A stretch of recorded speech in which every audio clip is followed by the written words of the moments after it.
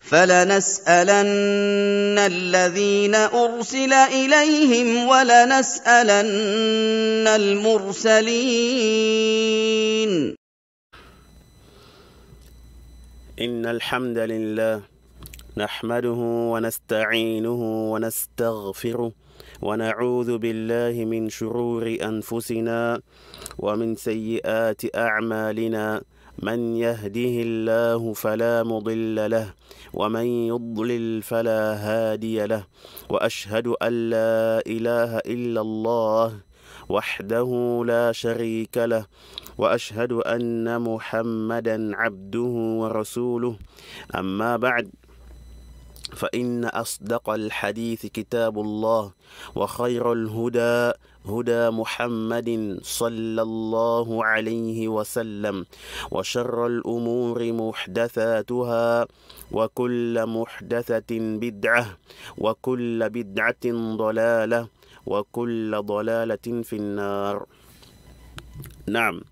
Ceci est le 8e cours portant sur l'explication du livre Le pilier dans les sentences jurisprudentielles, Al-Umdatu fil Ahkam, de notre imam Abdul Ghani al-Maqdisi, alayhi rahmatullahi ta'ala, décédé à l'an 600 du calendrier islamique. Qu'Allah subhanahu wa ta'ala lui fasse miséricorde. Naam. Et qu'Allah Jalla wa Ala nous facilite l'étude de ce livre et qu'il fasse que cela soit bénéfique pour nous dans ce monde comme dans l'au-delà. Naam. Nous sommes donc dans le livre de la purification et le cours dernier on a vu l'explication du Kitab al-Tahara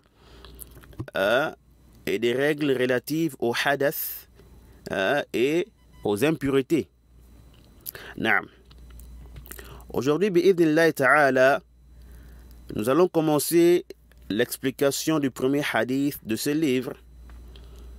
Le tout premier hadith que l'auteur a mentionné dans ce chapitre, ou le livre de la purification. L'auteur a commencé par quoi? Un grand et un célèbre hadith du prophète alayhi salatu wassalam.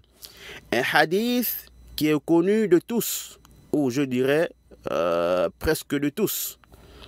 Un hadith qui est rempli de fawaïd, des profits. Un hadith que certains gens de science ont écrit quoi? Plus de 50 pages. Pourquoi? Pour juste son explication. Pour juste l'expliquer. D'autres ont écrit des épîtres propres à son explication. Un hadith que si on dit que nous allons décortiquer, le développer, l'expliquer comme il se doit avec tous les sujets qu'il contient, on fera quoi? Une série complète de 20 ou 25 audios sans abuser. Voyez-vous. Et nous allons voir tout à l'heure, bi'iznillahi ta'ala,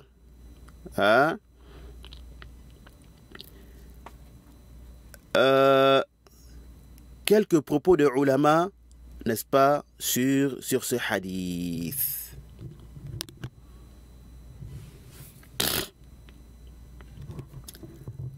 Alors, ce hadith est le hadith suivant. L'auteur dit عن عمر بن الخطاب رضي الله عنه قال سمعت رسول الله صلى الله عليه وسلم يقول إنما الأعمال بالنيات وفي رواية بالنية وإنما لكل امرئ ما نوى فمن كانت هجرته إلى الله ورسوله فهجرته إلى الله ورسوله ومن كانت هجرته إلى دنيا يصيبها أو امرأة يتزوجها فهجرته إلى ما هاجر إليه. Naam. Alors, l'auteur dit, d'abord ici la traduction générale, ou une traduction rapprochée du sens du hadith. Donc, d'après le noble compagnon Omar ibn al-Khattab, qu'Allah soit satisfait de lui, a dit: j'ai entendu le prophète sallallahu alayhi wa sallam dire: certes, les actions ne valent que par les intentions. Et très certainement, chacun ne sera rétribué que selon son intention. Celui dont l'émigration, yani la hijra, a été effectuée pour son messager, ou pour Allah et son messager. Donc, celui dont l'émigration a été effectuée pour Allah et son messager, alors son émigration lui sera comptée comme étant effectuée pour Allah et son messager. Mais quant à celui dont l'émigration a été effectuée pour un objectif mondain dont il veut atteindre, ou bien qu'il veut atteindre, ou pour une femme qu'il veut épouser, alors son émigration sera pour ce vers quoi il a émigré. Et comme j'ai dit, c'est un hadith qui est presque connu de tous. C'est un très célèbre hadith. Énorme. Alors, le commentaire de ce hadith portera sur plusieurs aspects, dont le premier est quoi? Le mérite, la place et l'importance de ce hadith dans notre dîn. نعم.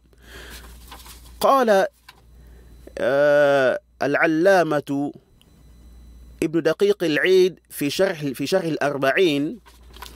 الأربعين قال: هذا حديث صحيح متفق على صحته وعظيم موقعه وجلالته وكثرة فوائده. Alors, Ibn Daqiq al-Eid, rahimahullah ta'ala, il a dit dans son explication des 40 hadiths d'An-Nawawi, à la page 24, il nous dit: ceci est un hadith authentique.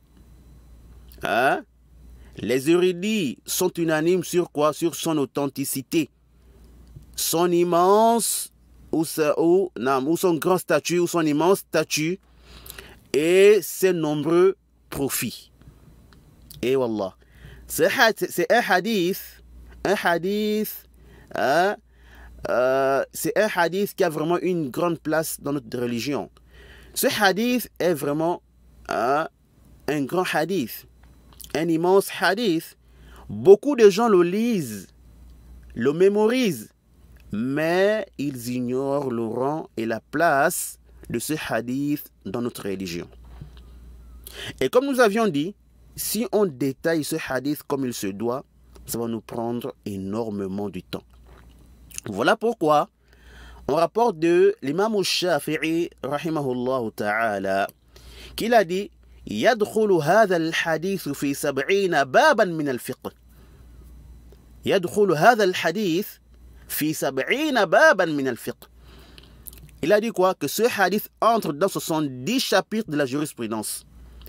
Il dit que le hadith de Innama al-a'malu bin-niyyat, que ça rentre dans quoi? Ça entre dans 70 chapitres de la jurisprudence. Et comme on dit certains savants aussi, ce hadith est quoi? Est l'un des fondements essentiels dans la religion. Ce hadith est l'un des hadiths autour duquel l'islam tourne et repose. Voyez-vous. Et après, les ulama ont divergé, n'est-ce pas, au sujet du nombre du hadith autour desquels l'islam tourne ou repose. Certains ont dit qu'ils sont au nombre de 2. Yani, ce récit-là, et celui de Aïcha, radiyallahu ta'ala anha, man ahdatha fi amrina hadha. Naam. Et certains ulama ont dit quoi? Que le hadith de Innama al-a'malu bin-niyyat, c'est la balance des œuvres cachées. Yani, l'aspect intérieur des œuvres. Pour qui tu œuvres. Voyez-vous. Et le hadith, man amila amalan, est la balance des œuvres apparentes. yani l'apparence des œuvres. Naam. Est-ce que l'œuvre là est conforme à la sunna ou pas? Naam. D'autres ont dit que les hadiths autour desquels la religion tourne et repose sont au nombre de 3. Voyez-vous, les 2 hadiths précédents plus le hadith de An-Nu'man ibn Bashir radiyallahu anhu, al-halal bayyinun wal-haram bayyinun wa baynahuma umur mushtabihat, al-hadith. Et ceci est rapporté de plusieurs gens de sciences tels que l'imam Ahmad rahimahullah ta'ala. Et Al-Hafidh ibn Hajar rahimahullah, il a dit quoi? Il a dit que les propos de l'imam Ahmad montrent que ces 3 hadiths-là sont les 3 fondements auxquels retournent, n'est-ce pas, toutes les règles de la religion chez lui. Voyez-vous, il dit quoi? Que les propos de l'imam Ahmad montrent quoi? Que ces 3 hadiths-là montrent quoi? Que toutes les règles de la jurisprudence retournent, n'est-ce pas, à ces 3, ou bien reposent sur ces 3 hadiths-là. Et Ibn Rajab al-Hanbali, en édifiant cette parole de l'imam Ahmad dans Jami' al-Ulum wal-Hikam, il nous dit là-bas, il dit فإن الدين كله يرجع إلى فعل المأمورات وترك المحظورات والتوقف عن الشبهات وهذا كله تضمنه حديث النعمان ابن بشير. Al-Hafidh ibn Rajab, il dit quoi? Que la religion tout entière retourne à l'accomplissement des obligations et le délaissement des interdits, ainsi que l'abstinence de tomber dans les ambiguïtés. Yani le fait de s'abstenir, de ne pas tomber ou de fuir les ambiguïtés. Il dit, et le récit de An-Nu'man ibn Bashir renferme tout ceci. Naam. Yani le hadith de quoi? Al-halal bayyin wal-haram bayyin, al-hadith.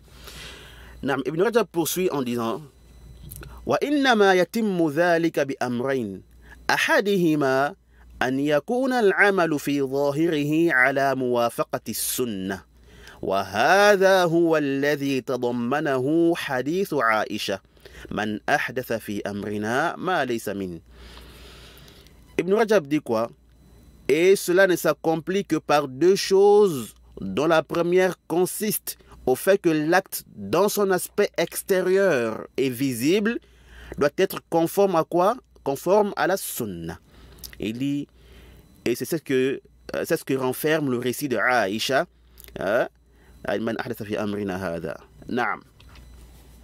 Il dit ensuite, والثاني أن يكون العمل في باطنه يقصد به وجه الله عز وجل كما تضمنه حديث عمر الأعمال بالنيات. Il dit, et la deuxième consiste au fait que l'acte dans son aspect intérieur, le deuxième ici, la deuxième chose consiste à quoi? Au fait que l'acte dans son aspect extérieur, intérieur, fi batinihi, dans son aspect intérieur, ne doit être fait que dans le but de rechercher la face d'Allah Azza wa Jalla. Il dit comme cela se trouve dans le récit de Omar, les actions ne valent que par les intentions. Al-a'malu bin niyat. Yani notre hadith. Fin des propos de Al-Hafidh ibn Rajab al-Hanbali, rahmatullahi ta'ala alayhi. Naam. Et d'autres ont dit quoi? Que les récits ou les ahadiths autour desquels tourne le din sont au nombre de 4. Et d'autres ont dit au nombre de 5. Et d'autres ont dit plus, voyez-vous. Et l'imam Ibn Rajab al-Hanbali, dans Jami' al-Ulum wal-Hikam, a mentionné beaucoup de propos des salaf et des gens de science sur cela. Donc pour celui qui veut, qu'il retourne à ce livre-là et autres avant lui aussi. Naam. Ici, là, ce qui nous intéresse, c'est quoi? C'est notre hadith de base. Innamal a'malu bin niyat. Naam.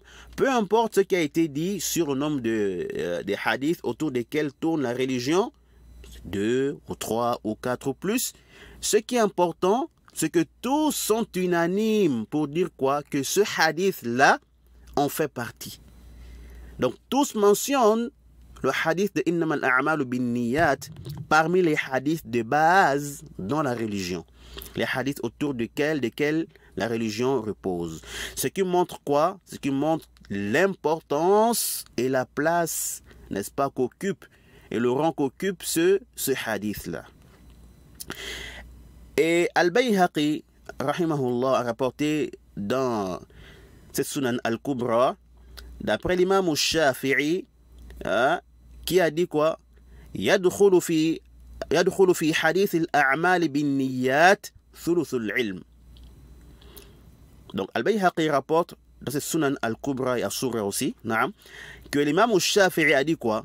L'imam al-Shafi'i a dit le 1/3 de la science entre dans le hadith, les actions ne valent que par les intentions.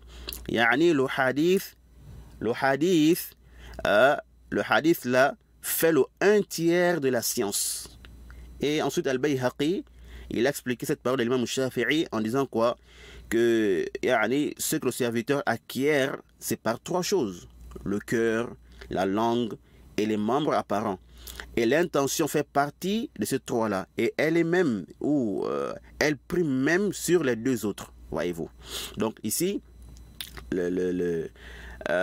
ici l'intention, quand l'imam dit ici là que yadkhulu fi hadith al-a'mal thuluthul ilm, le 1/3 de la science, entre dans le hadith al-a'malu binniyat, parce que comme a dit Al-Bayhaqi, les œuvres de l'être humain ou bien du serviteur, n'est-ce pas? Il y a l'intention, il y a quoi? Il y a la langue, il y a les membres apparents. Voyez-vous, donc ils sont les 3. Naam. طيب. Deuxièmement, pourquoi l'auteur Abdul Ghani a-t-il commencé son livre par ce hadith? La réponse, il a commencé par ce hadith en suivant la voie de ceux qui l'ont précédé parmi les gens des hadiths, car ceci est une chose bien connue chez eux. Beaucoup parmi les gens des hadiths débutaient leur livre par cet immense hadith. Ils aimaient et préféraient cela, voyez-vous, commencer leur livre par ce hadith. Le hadith Innamal a'malu binniyat. Parmi eux, il y a qui? L'imam al-Bukhari, rahimahullah ta'ala, dans son sahih, le hadith Innamal a'malu binniyat est le premier hadith dans son livre. Naam. Nous avons ici l'auteur Abdul Ghani aussi, qui a débuté son livre Al-Umda par ce hadith. Voyez-vous. Après lui, les gens des sciences et des hadiths ont aussi continué dans ce même sens, parmi lesquels l'imam al-Nawawi dans le Riyad al-Salihin et l'Arba'in al-Nawawiyya, voyez-vous, et bien d'autres en dehors d'eux, voyez-vous. Et Al-Hafidh al-Bayhaqi, décédé en 458 de l'Hégire, dans As-Sunan al-Sughra, il rapporte que l'imam Abdurrahman ibn Mahdi, rahimahullah ta'ala, a dit quoi? Man arada an yusannifa kitaban falyabda bi hadith al-a'mal bin niyyat. Ibn Mahdi a dit: quiconque veut écrire un livre, qu'il le commence par le hadith, les actions ne valent que par les intentions.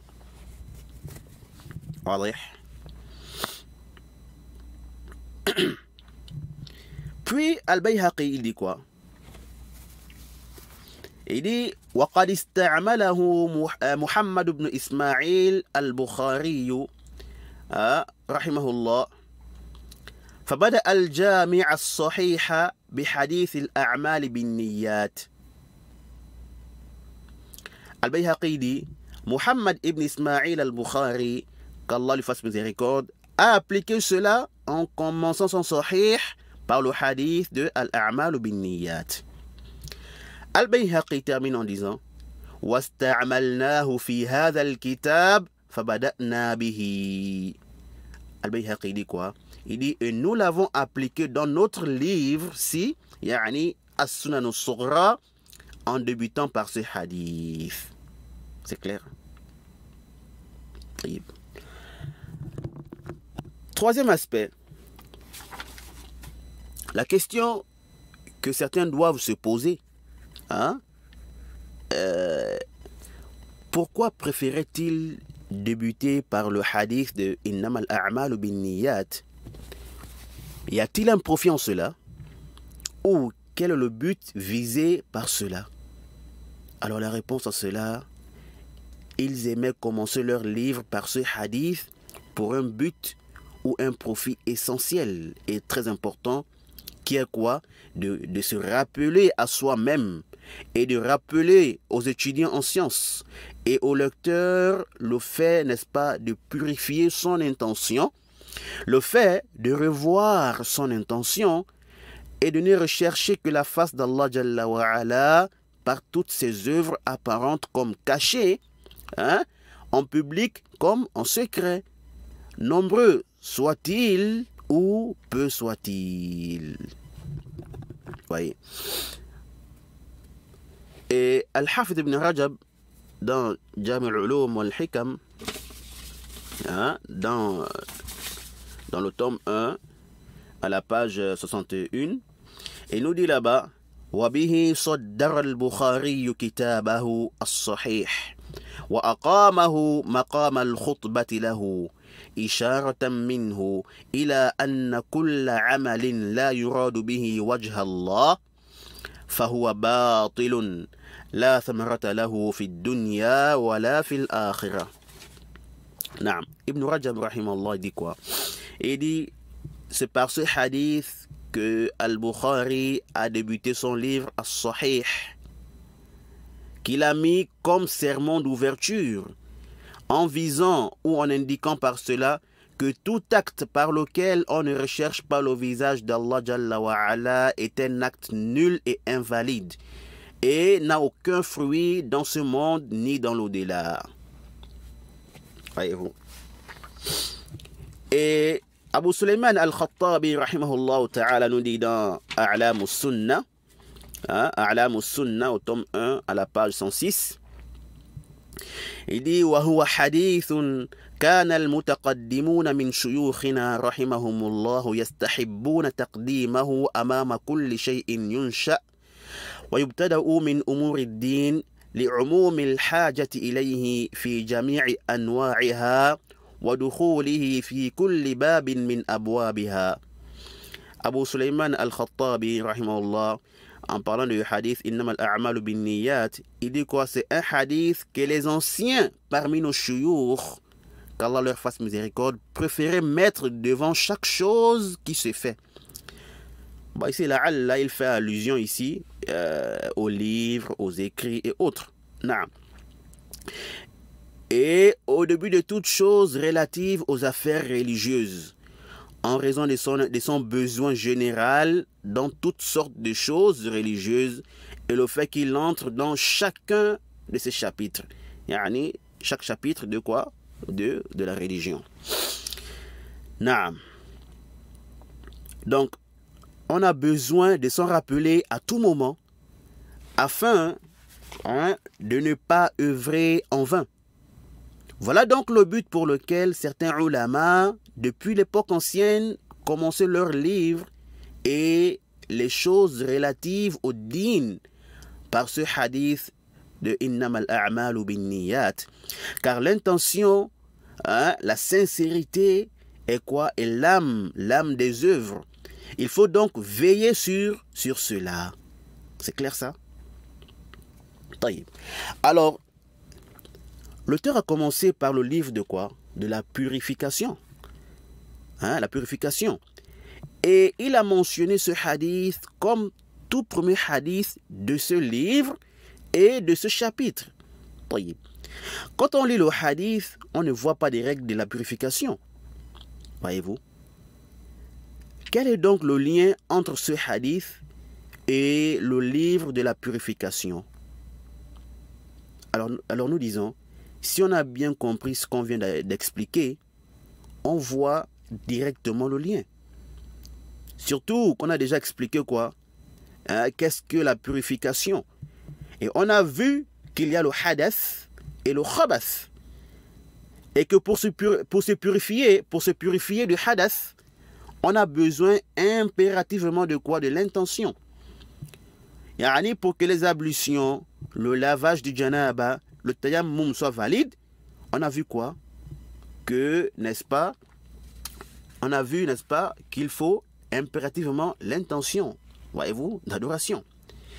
Et on a vu que dans le nettoyage des impuretés, l'intention n'est pas une condition de validité, mais plutôt une condition d'obtention ou bien pour obtenir la récompense sur cela. Voyez-vous? Donc ici, là, l'intention joue un rôle important dans la purification. Soit elle est une condition de validité, soit elle est une condition d'obtention de la récompense. On voit donc le lien entre ce hadith et le chapitre de la purification. Arju an yakuna wadiha. J'espère que c'est clair. Quatrièmement, par rapport à ce hadith, sachez qu'il a été rapporté dans la plupart des livres des hadiths. Dans la plupart des livres de hadiths approuvés et agréés. Notamment les Kutub Sitta. A'ni, le Sahih de l'imam al-Bukhari et le Sahih Muslim, les Sunan d'Abi Daoud, le Jami' d'At-Tirmidhi, les Sunan d'An-Nasa'i, les Sunan d'Ibn Majah et autres que parmi les auteurs des livres, ou parmi les livres, n'est-ce pas, agréés. Et ce hadith est connu chez les gens de science comme étant un hadith quoi, gharib ou fard. Plus précisément fardun mutlaq. Vous voyez? Car le seul ici là à l'avoir rapporté du prophète sallallahu alayhi wa sallam parmi les compagnons est Omar ibn al-Khattab, qu'Allah l'agrée. Et ne l'a rapporté de Omar que Alqamah ibn Waqqas al-Laythi. Et ne l'a rapporté de Alqamah que Muhammad ibn Ibrahim at-Taymi. Et ne l'a rapporté de Muhammad que Yahya ibn Sa'id al-Ansari. Voyez-vous. Ensuite, à partir de Yahya, plusieurs personnes l'ont rapporté. Donc, l'étrangeté, la gharaba, se situe dans ces 4 tabaqat-là. Donc, à ces 4 niveaux-là. Voyez-vous. Et le hadith est devenu mashhour à cause du grand nombre de personnes qui le rapportent de qui? De Yahya ibn Sa'id al-Ansari. Voyez-vous. Donc ce hadith n'est authentique que par cette voie-là. C'est-à-dire Omar, de Omar à Yahya. Le seul compagnon qui l'a rapporté de façon authentique du prophète sallallahu alayhi wa sallam, c'est bien qui? Omar ibn al-Khattab. Quant à ceux qui ont dit que ça a été rapporté par d'autres compagnons, alors ceci n'est pas vrai. Car soit c'est des hadiths qui sont faibles, soit c'est des hadiths, n'est-ce pas, qui font mention de l'intention de manière générale, mais pas spécifiquement ce hadith-là avec ces alphas, ces termes-là, voyez-vous, comme les savants des hadiths l'ont clarifié. Naam. Excusez-moi. Ici là, je veux attirer votre attention sur quelque chose. C'est laquelle, c'est que vous allez voir qu'on mentionne dans certains livres que ce hadith Innamal a'malu binniyat a été rapporté dans la plupart des livres des hadiths agréés, voyez-vous. Comme on a dit, voyez-vous. Et ensuite, ensuite, vous allez voir quoi? Que certains disent que seul l'imam Malik ne l'a pas rapporté dans le Muwatta. Alors que le Muwatta fait partie des plus grands livres, je dis bien les plus grands livres de hadith agréés. Le Muwatta de l'imam Malik fait partie des plus grands livres, les plus grands livres de hadith agréés. Voyez-vous. Alors, parmi ceux qui ont mentionné que l'imam Malik ne l'a pas rapporté dans le Muwatta, il y a Ibn al-Mulaqqin dans son livre Al-I'lam Bifawaid Umdat al-Ahkam. Il y a aussi Al-Hafidh ibn Hajar dans le Fath al-Bari et Talkhis al-Habir, et également Al-Shawkani dans Nail al-Awtar et bien d'autres. Mais autres que parmi les ulama. Alors que Ibn Dihya, qui est avant eux, il a dit quoi? Que l'imam Malik l'a rapporté dans le Muwatta. Voyez-vous. Mais Ibn al-Mulaqqin a dit quoi? A dit non. Que l'imam Malik ne l'a pas rapporté dans le Muwatta, mais plutôt hors du Muwatta, yani dans un autre livre autre que le Muwatta. Et il a dit que la parole d'Ibn Dihya est vraiment étonnante. Et Ibn Hajar a dit quoi? Qu'Ibn Dihya s'est trompé en disant que l'imam Malik l'a rapporté dans le Muwatta. Naam. Et ils ont dit que la cause de l'erreur d'Ibn Dihya, selon eux, c'est le fait que Al-Bukhari, Muslim et An-Nasa'i l'ont rapporté par la voix de l'imam Malik. Yani, dans le Sahih de Bukhari, ou Al-Bukhari dans son Sahih, Muslim dans son Sahih, An-Nasa'i dans son Sunan, ils l'ont rapporté par la voix de l'imam Malik. Yani, d'après Malik, qui rapporte de qui? Yahya ibn Sa'id, qui rapporte de Muhammad ibn Ibrahim, qui rapporte de Al-Qama, qui rapporte de Omar ibn al-Khattab, qui a entendu le prophète sallam dire quoi? Innamal a'malu bin-niyya. Voyez-vous. Donc, selon eux, lorsqu'Ibn Dihya a vu l'imam Malik mentionné dans cette chaîne de transmission chez Al-Bukhari, Muslim et An-Nasa'i, alors Ibn Dihya a directement déduit quoi? Que l'imam Malik l'a rapporté dans le Muwatta. Vous voyez, comme aussi d'autres hadiths dans lesquels on trouve l'imam Malik dans ces livres-là, dans leur chaîne de transmission. Et après aussi l'imam Malik, et on retrouve aussi les mêmes hadiths dans le Muwatta de l'imam Malik. L'imam Malik lui-même aussi a rapporté le hadith en question dans le Muwatta. Voyez-vous, donc Ibn Dihya a pensé que ce hadith-là aussi était la même chose, selon leur explication. Voyez-vous. Donc, pour eux, la base de l'erreur, pour eux, ils voient d'abord que Ibn Dihya s'est trompé, et que l'imam Malik ne l'a pas rapporté dans le Muwatta, et que ce qui a poussé Ibn Dihya à le dire, c'est parce qu'il a vu l'imam Malik mentionné dans les chaînes de transmission de Bukhari, Muslim et Nasa'i dans leurs livres. Voyez-vous.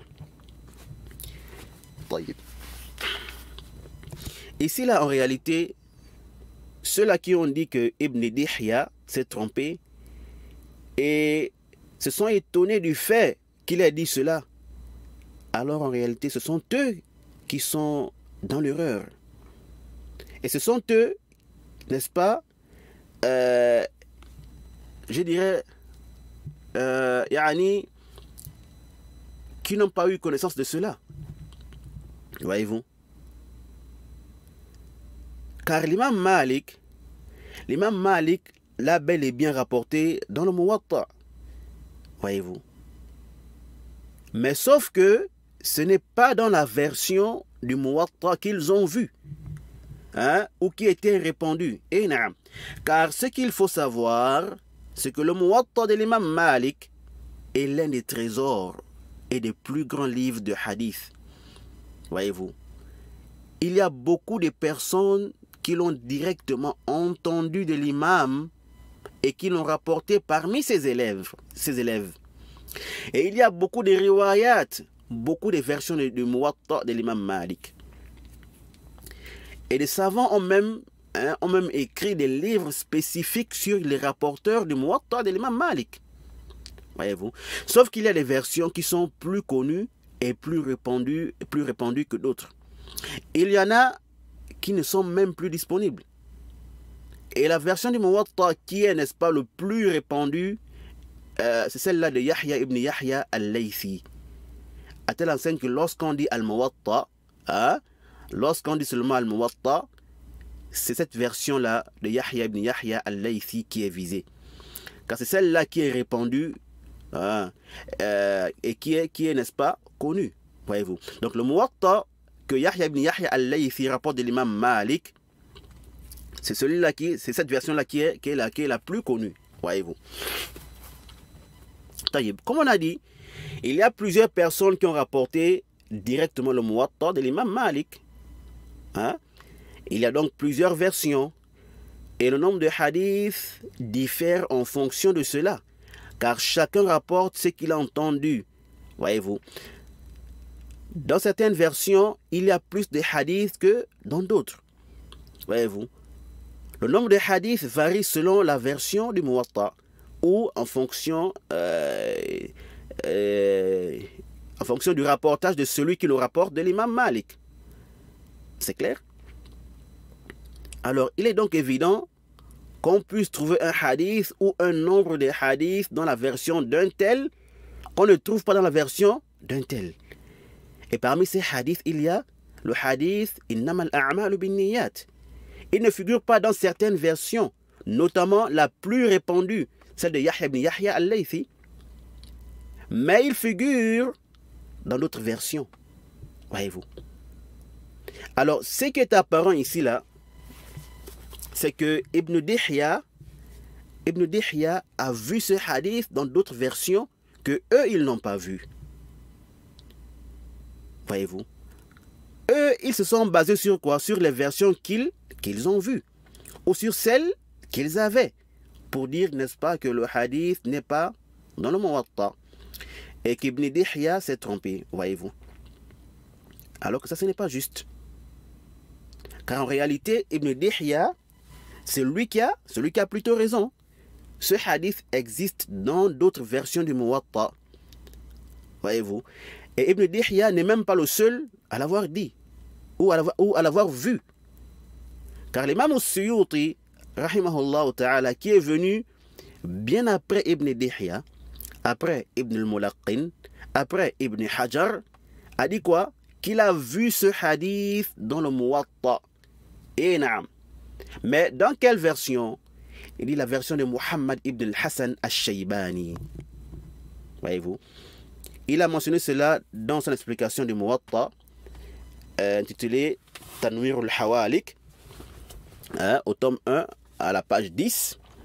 Et aussi dans son livre Muntaha al-Amal, fi Sharh Hadith Innam al-A'mal. C'est un épître qu'il a consacré, n'est-ce pas, au hadith de Innam al-A'mal. Alors, là-bas, à la page 38, d'abord, au début du livre, il a mentionné le hadith en question, par la voix même de Muhammad ibn al-Hassan, d'après Malik. Ceci pourquoi? Pour confirmer qu'il a réellement vu ce hadith dans cette version du Muwatta. Voyez-vous. Et à la page 38 du Muntaha, il a mentionné la parole d'Ibn Hajar, dans laquelle il dit que Ibn Dihya s'est trompé. Puis il dit, je dis, yani as-Suyuti, Ibn Dihya ne s'est pas trompé. Car même si le hadith ne figure pas dans la version ou dans les versions répandues du Muwatta, sauf qu'il se trouve dans la version de Muhammad ibn al-Hassan. De la manière que je l'ai pris de cette version du Muwatta à la fin du chapitre An-Nawadir, 3 pages avant la fin du livre. Il dit, et la copie que j'ai vue, datée de Safar, de l'an 574 de l'Hégire. Il dit quoi? J'ai vu quelques hadiths en plus de ce qui est dans les versions connues. Également, il manquait un nombre de hadiths qui existent dans le reste des versions. Voyez-vous ici là que As-Suyuti a répondu à la parole d'Ibn Hajar, et que c'est Ibn Dihya qui a raison. Car lui-même As-Suyuti a vu ce hadith dans la version de Muhammad ibn al-Hassan. Et comme on a vu, le nombre de hadiths n'est pas le même dans ces différentes versions. On trouve des hadiths dans certains qu'on ne trouve pas ailleurs. Et en plus, la date de la copie de la version de Muhammad ibn Hassan qu'a vu Suyuti, c'est quand même une ancienne copie. Voyez-vous? Excusez-moi. Elle date de quand? Quand même 574. Alors qu'Ibn al-Mulaqqin est décédé en 804. Et Ibn Hajar en 852. Environ 3 siècles avant eux. Mais jusqu'à qu'ils ne sont pas tombés sur cette version de Muhammad ibn Hassan. Voyez-vous? Ils se sont limités à ce qu'ils ont vu ou ce qui, n'est-ce pas, était répandu pour affirmer que le hadith ne figure pas dans le Muwatta et que Ibn Dihya s'est trompé, alors que non, voyez-vous. Et moi-même, j'ai cherché le Muwatta, la version de Muhammad ibn Hassan, pour être rassuré. Et alhamdulillah, je l'ai trouvé mentionné dans cette version-là, telle que l'a dit As-Suyuti. À la fin du Bab al-Nawadir. C'est même le dernier hadith de ce chapitre-là, le numéro 983. Et le livre est matbou', il est imprimé, alhamdulillah. Donc ici en résumé, l'imam Malik a bel et bien rapporté ce hadith dans le Muwatta, mais c'est dans la version de Muhammad ibn Hassan al-Shaybani, voyez-vous, et que finalement c'est Ibn Dihya qui a raison. Contrairement à ceux qui ont dit, n'est-ce pas, qu'il s'est trompé. Car Ibn Dihya a eu connaissance de ce dont ils n'ont pas eu connaissance. Et aussi d'autres personnes également ont vu ce hadith dans le Muwatta. La version de Muhammad ibn Hassan, c'est clair ça? Alors, ne vous faites pas donc tromper par le fait que qu'on ne retrouve pas, n'est-ce pas, dans la version du Muwatta qui est répandue, ou bien que Ibn al-Mulaqqin ou Ibn Hajar ou Fulan a dit que ça n'existe pas dans le Muwatta, car la réalité prouve, n'est-ce pas, le contraire. Wadih. Alors de là aussi on tire certains profits. Hein? Premièrement, c'est quoi? On dit premièrement, ce n'est pas parce que quelqu'un est un savant, ou qu'il a une grande connaissance, ou qu'il est mujtahid, qu'il doit forcément tout connaître. Il se peut, n'est-ce pas, qu'il y ait des choses qui lui échappent, ou bien qu'il ignore. Il peut même penser que ce qu'il ignore là n'existe même pas. Il peut voir que ceux qui ont dit qu'elle existe sont en erreur, et que leur parole est étrange et étonnante. Comme ça a été le cas pour Ibn Mulaqqin et Ibn Hajar et autres, qui ont pensé quoi? Que ce hadith n'est pas dans le Muwatta et qu'Ibn Dihya est en erreur. Et Ibn Mulaqqin a dit quoi? Que ceci est vraiment étonnant d'Ibn Dihya. Voyez-vous? Et on a vu quoi? Que c'est Ibn Dihya qui avait plutôt raison. Deuxièmement, ce n'est pas parce que quelqu'un est un grand savant ou qu'il a une grande connaissance que tout ce qu'il dit est vrai, est forcément vrai. Même si on sait que c'est quelqu'un de crédible, qui a vraiment une vaste connaissance, qui a vraiment une vaste connaissance, de manière générale ou dans un domaine précis. Malgré ça, il peut toujours se tromper. Et naam, ce n'est pas tout ce qu'il dira qui est forcément vrai. Même s'il est spécialiste dans ce domaine. On a par exemple Al-Hafidh ibn Hajar, rahimahullah, ici là, qui est un grand savant incontestable, surtout dans, n'est-ce pas, dans le hadith et sa science. Mais ici là, il s'est trompé. Il s'est trompé en disant quoi? Que ce hadith n'est pas venu dans le Muwatta, voyez-vous. Et ça, ce n'est pas étrange pour tous ceux-là, n'est-ce pas, qui ont la croyance que nos ulama ne sont pas infaillibles.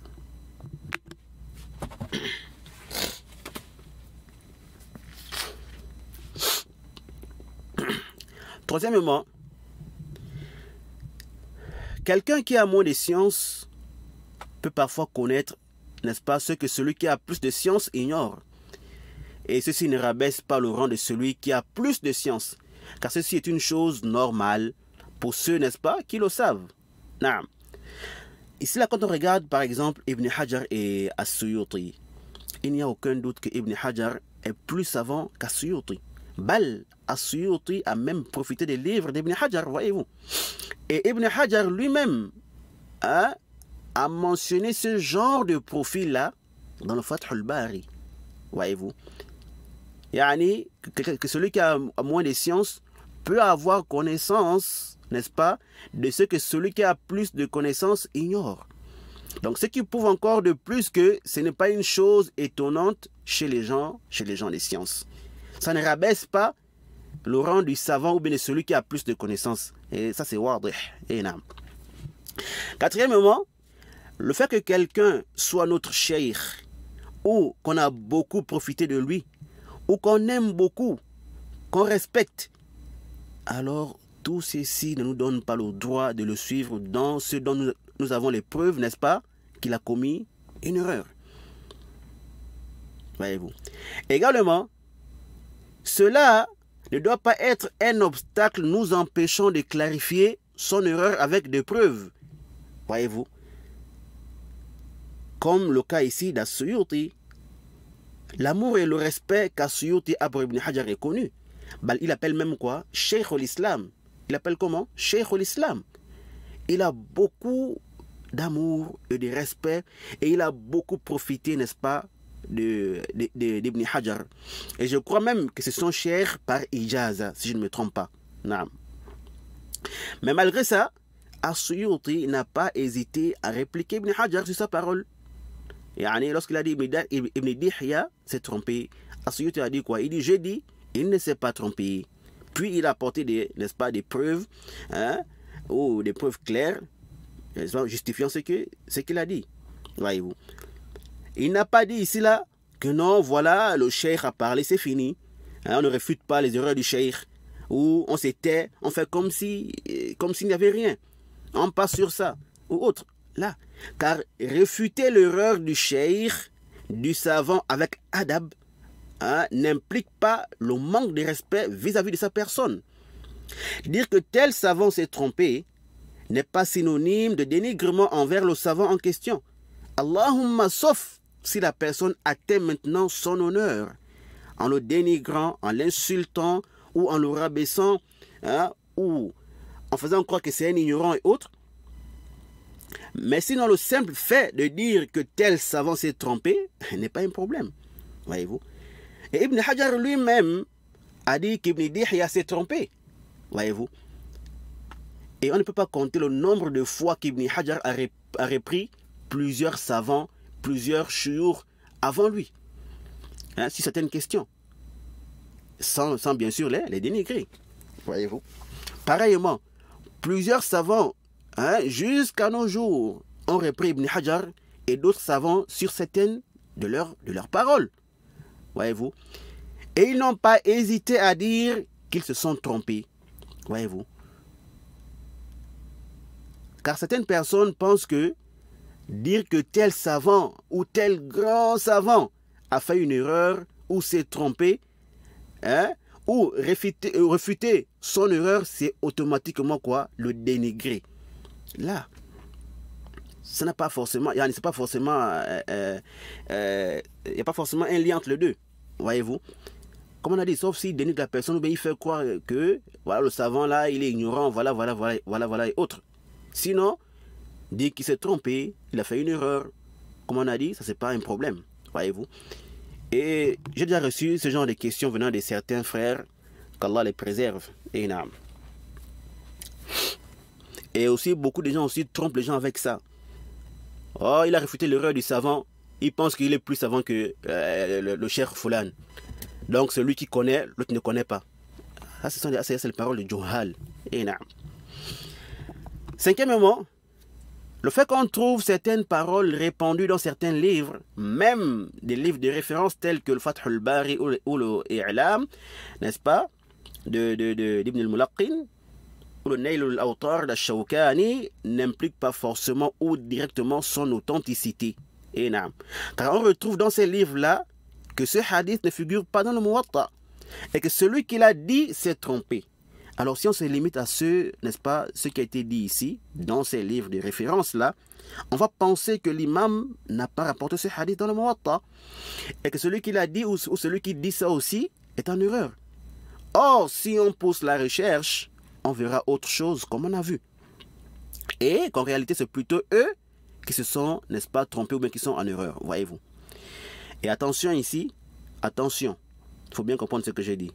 Nous ne sommes pas en train de dire, ou bien de les dénigrer, ou de dire qu'il ne faut pas avoir confiance en ce qui est dit dans ces livres-là. Hasha wa kalla.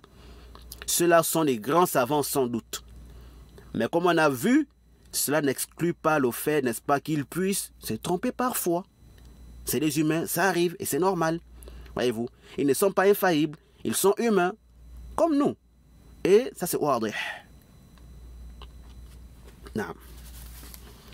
Sixièmement et dernièrement, le fait qu'un savant ou un homme de science dise que tel propos est une erreur, ou qu'ils sont étranges, ou qu'ils sont faibles, ou marginal et autres, n'implique pas forcément cela. Et non.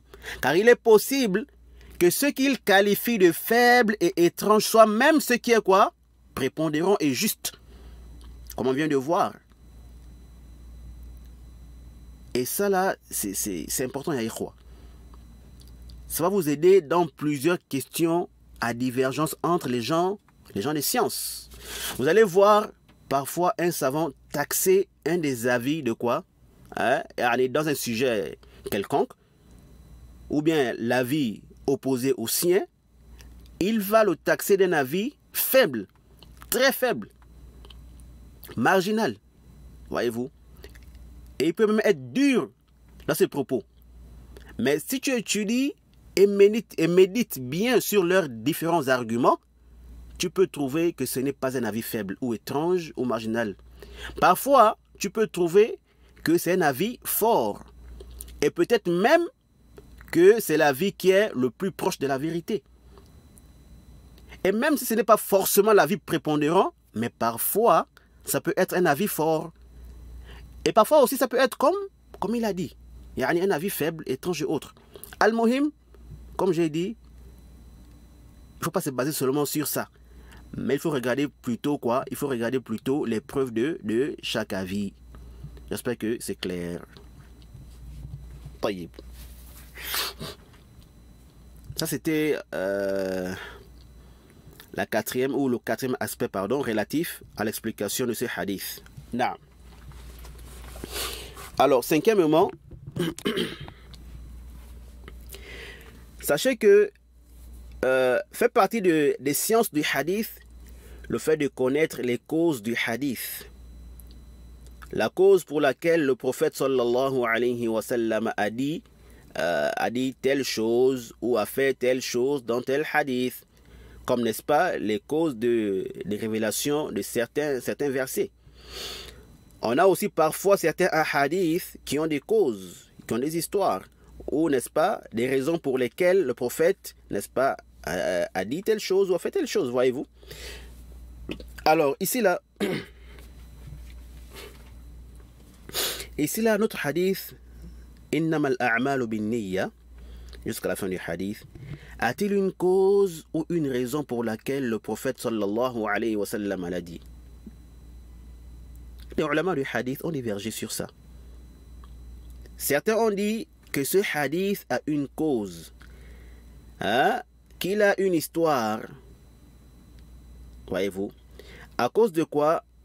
À cause de ce qu'a rapporté Saïd ibn Mansour, et par sa voix a rapporté At-Tabarani dans Al-Mu'jam al-Kabir, le numéro 8540. Naam. D'après Abdullah ibn Mas'ud radiyallahu ta'ala anhu, qui a dit: quiconque émigre dans le but de rechercher une chose l'obtiendra. Un homme a émigré. Il a fait la hijra pour épouser une femme du nom de Qais. On l'a donc, ou bien on l'a alors nommé Muhajir Qais. Yani celui qui a émigré à cause de Qais. Et Al-Hafiz al-Iraqi a dit que les narrateurs de la chaîne de transmission sont crédibles, yani, sont des thiqat. Voyez-vous. Et Ibn Hajar a mentionné dans le tome 1, à la page 32 du Fath al-Bari, à la page 32 du Fath al-Bari, une autre version de cette parole d'Ibn Mas'ud, apportée par toujours At-Tabarani, d'après Ibn Mas'ud anhu, qui a dit: il y avait parmi nous un homme qui voulait épouser une femme nommée Qais. Mais elle refusa de l'épouser jusqu'à ce qu'il émigre, ou sauf s'il fait la hijra. Alors il émigra, ensuite l'épousa. À cause de ça, nous l'avions nommé Muhajir Qais. Et Ibn Hajar a dit que la chaîne de transmission est authentique conformément à la condition de deux cheikhs, Al-Bukhari et Muslim.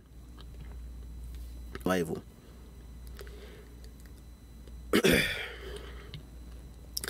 Certains ont donc tiré de ça que cette histoire-là est la cause de ce hadith.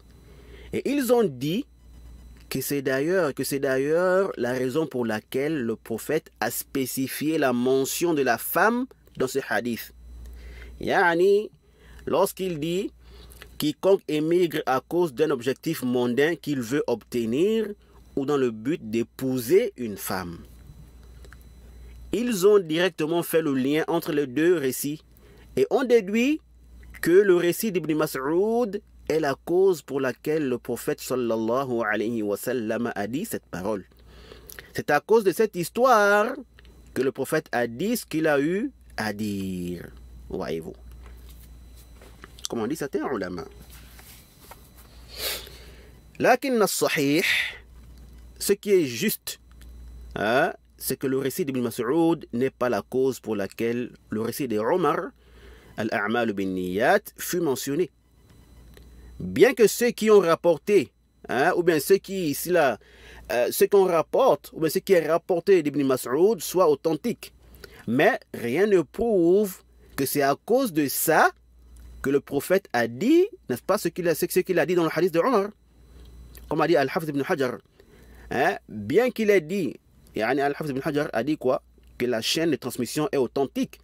Mais il a dit, il n'y a pas en cela, dans le hadith, le récit d'Ibn Mas'ud, ce qui montre que le hadith de Innamal a'malu bin Niyat a été mentionné par sa cause, à cause de l'histoire qu'a rapporté Ibn Mas'ud. Voyez-vous.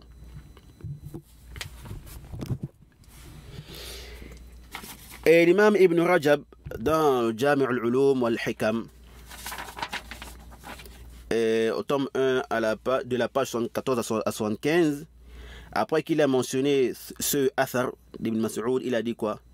وَقَدْ اشْتَهَرَ أَنَّ قِصَّةَ مُهَاجِرِ قَيْسٍ هي كانت سبب قول النبي صلى الله عليه وسلم من كانت هجرته إلى دنيا يصيبها أو امرأة ينكحها وذكر ذلك كثير من المتأخرين في كتبهم.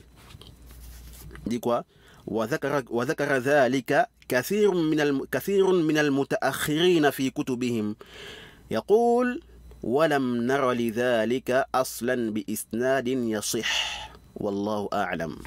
ولم نر لذلك أصلا بإسناد يصح والله أعلم. نعم. Ibn Rajab rahimahullah, il dit quoi? Il dit l'histoire de Muhajir Qais, c'est s'être répandu comme étant la cause pour laquelle le prophète a dit celui dont l'immigration est faite pour un but mondain qu'il veut atteindre ou pour épouser une femme, il dit, et beaucoup parmi ceux qui sont venus après, les mutaakhirun, ont mentionné cela dans leurs livres. Il dit, mais sauf que nous n'avons aucune base qui confirme cela avec une chaîne de transmission authentique. Wa huwa kama qal. C'est bien comme il a dit. Et naam. Car on retrouve des versions qui laissent croire, n'est-ce pas, que cette histoire-là est bel et bien la cause des hadiths. Mais c'est une version dont la chaîne est très faible. Et naam. En bref, ce hadith ou cette partie du hadith n'a pas une cause ou une histoire ou une raison pour laquelle le prophète sallallahu alayhi wa sallam a dit, n'est-ce pas, ce qu'il a eu à dire. Car la version du hadith qui est venue dans ce sens est très faible. Quant au récit d'Ibn Mas'ud, il est authentique, la shak. Sauf que nous ne trouvons rien en cela qui prouve que cette histoire est la cause du hadith de Omar. Nous n'avons donc rien d'authentique ni de concret qui prouve que le récit de Omar, Innamal A'mal, a été mentionné à cause de l'histoire de Muhajir Qais, celui-là qui avait émigré dans le but d'épouser Qais. C'est clair ça.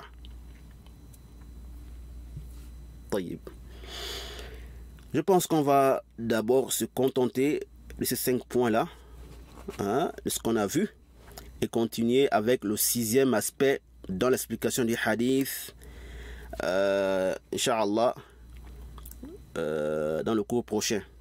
Et continue avec quoi? Le 6e aspect de l'explication du hadith dans le cours prochain, Inch'Allah ta'ala, qui sera consacré à l'explication du début du hadith, la parole du prophète sallallahu alayhi wa sallam, Innamal a'malu bin niyyat. Naam.